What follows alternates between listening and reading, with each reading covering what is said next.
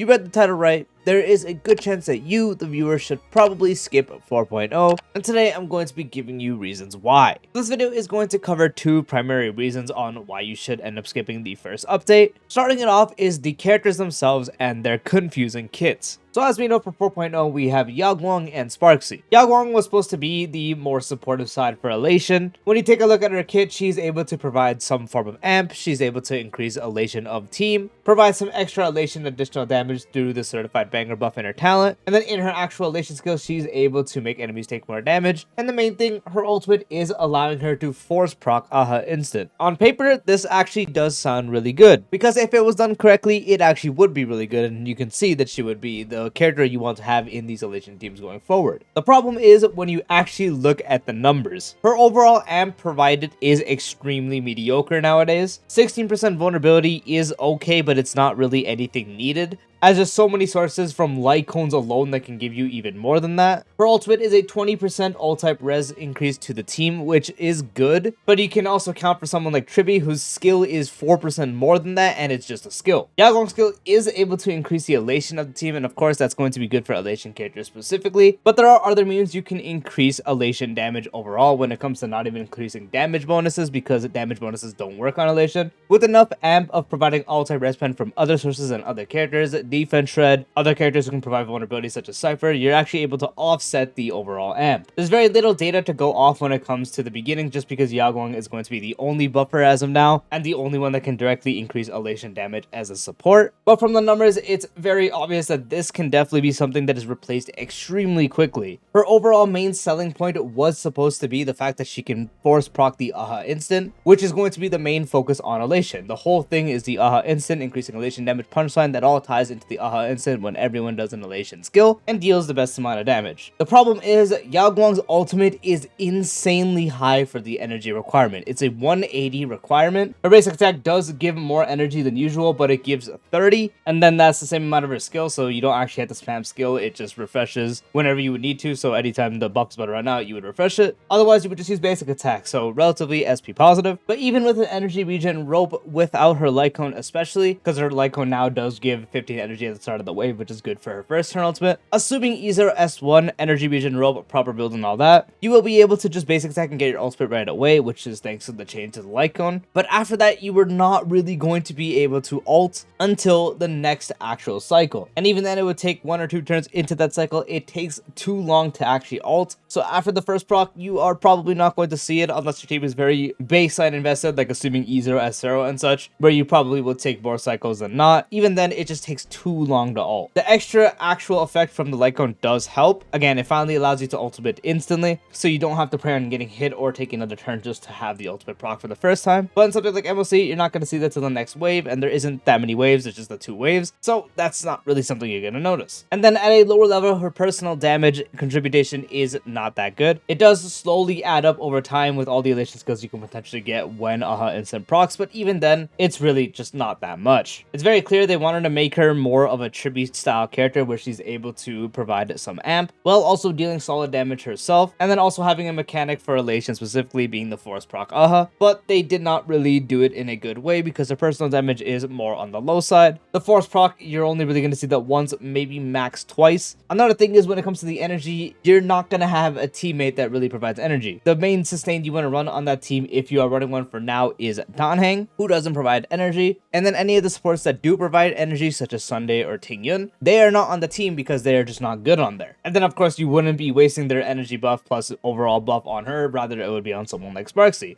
As Yao Guang isn't the DPS, she is supposed to be the amplifier. So there is just a lot of internal kit problems with it, Yao Guang right now, which is leading to signs where she probably won't be on the later elation teams. But now talking about Sparxie. Sparxie was coded to be the primary main DPS of the team alongside Yao Guang being the amplifier. While that still does hold true for the beginning, Sparxie definitely doesn't want Yao Guang on the team. Recent changes suggest they're trying to create a form of like an Evernight, where they want her to do less personal damage and also focus on buffing. Like they recently made her do overall less damage with her actual attack, where you're consuming a bunch of skill points into the enhanced basic attack, but they increased the elation damage she can do in her elation skill, so her elation skill does more damage while her actual playstyle is lowered on damage, while they also increased her actual buff, as she has a buff that increases allies crit damage based off the amount of punch sign owned up to 60%. Previously it was 40%. So they're trying to make a sub DPS buffer that's also going to be on the main DPS side. Problem is her kit is just so main DPS coded, but trying to be a sub DPS at the same time, which is just not that great, and is also just not done nearly as well as someone like a Noxa or Evernight, especially where. So even Sparxie herself does seem to have some overall internal kit problems. And it's also weird because Yao Guang on a team seems like she doesn't really want Sparxie, while Sparxie really wants Yao Guang. It's just a really big character mess of character designs in their kits right now. And it's honestly very plausible to see the future Elation team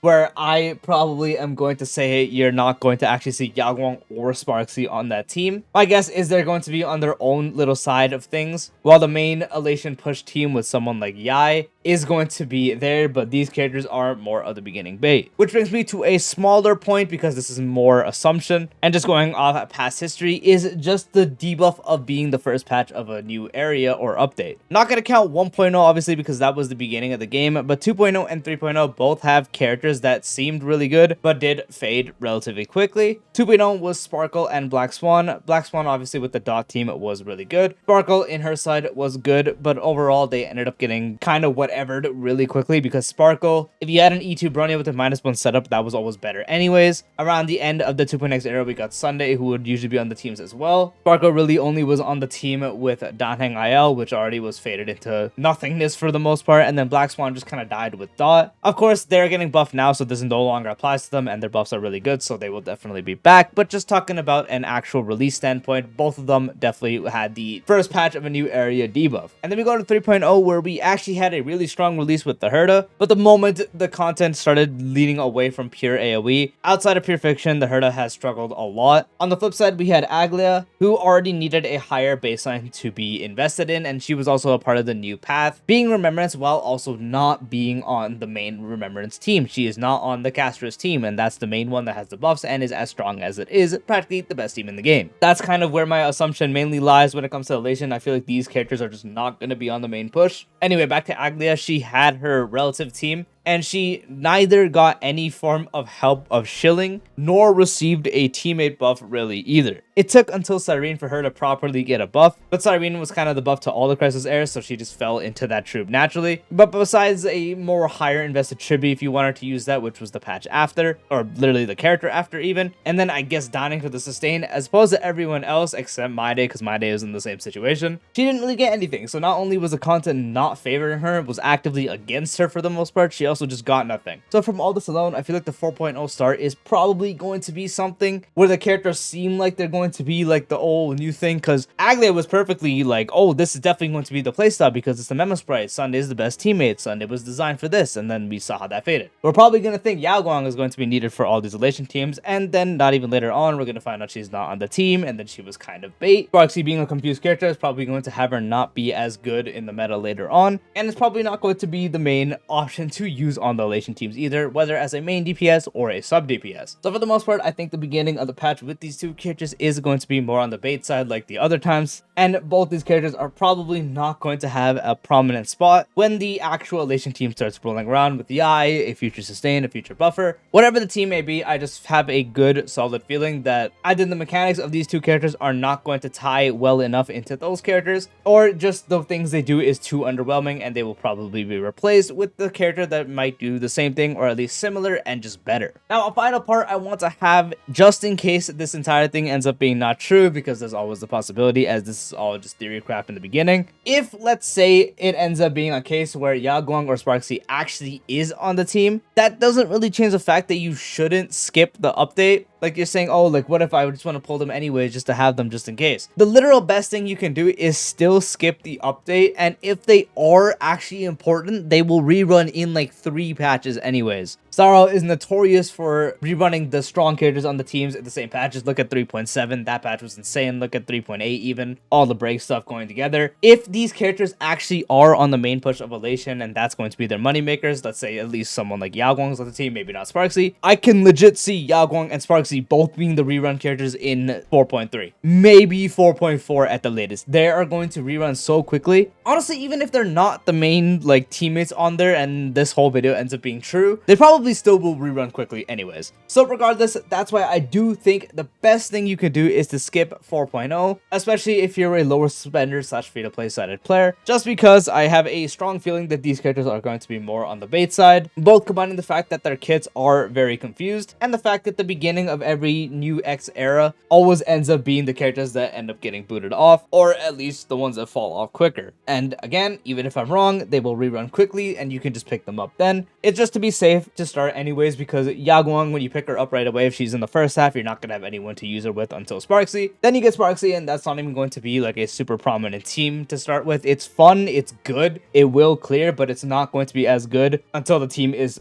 obviously complete. It's like how Cass just released and she was good, but she wasn't like game breaking or anything until Hyacinth and the whole team started forming. It's gonna be like that at least. So if it ends up being a case where Yao Guang at least, or maybe even both, end up being on the proper Elation team, then you can just pull on the rerun, which will be close to it anyways. That does bring this video to a close, just talking about reasons why you as the viewer should potentially skip the 4.0 update in order to maximize your Stellar Jade saving and just be informed for the future. I do hope you found this video helpful. If you did, dropping a like would be greatly appreciated. If you're new to the channel or haven't done so already, be sure to subscribe and turn on the bell icon for future videos like this, along with all other types of Star content. Check the description to join the Discord, and I'll see you later. Peace out.